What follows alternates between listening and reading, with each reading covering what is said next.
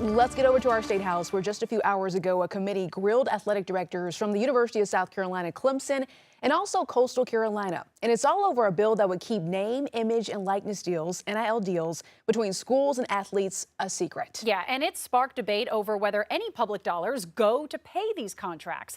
Josie Frost joining us now from the State House with a breakdown. College athletes are now able to get millions of dollars in deals, both off their name, image, and likeness, and directly from the university in the form of revenue sharing. But this bill would allow colleges to keep those deals a secret, shielding those millions from the public view.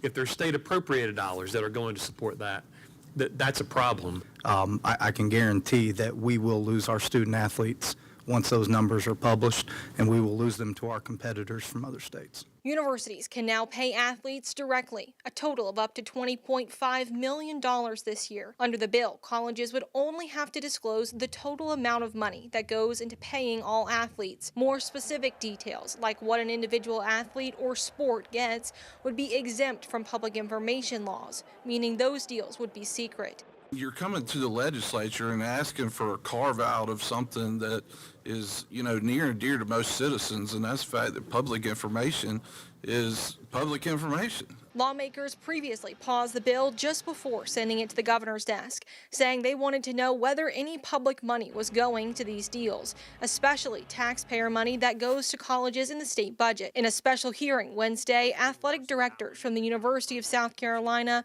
Clemson University, and Coastal Carolina testified that no athletes are paid using state dollars. No appropriated state funds have been used to make NIL payments or revenue sharing payments to Clemson student athletes.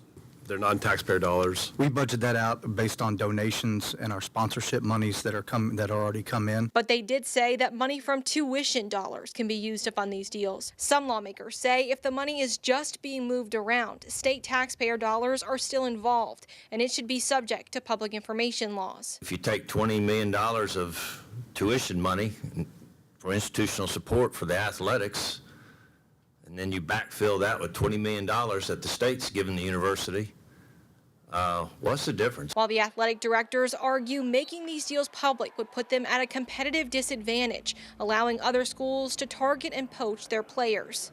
If Alabama knows that you're spending $17 million on football, how does that hurt you? Alabama would spend $17 million in one. Now, some senators say they're concerned about concealing how much money each sport gets at each school. They say that could allow universities to favor men or women's teams or a particular sport. Reporting at the State House, Josie Frost, News 19, WLTX. And the bill right now is still in the Senate, but lawmakers will need to take it up again and then vote to give it a third reading and then possibly send it to the governor's desk. And it's still not clear whether or not the governor is going to approve that bill in the first place.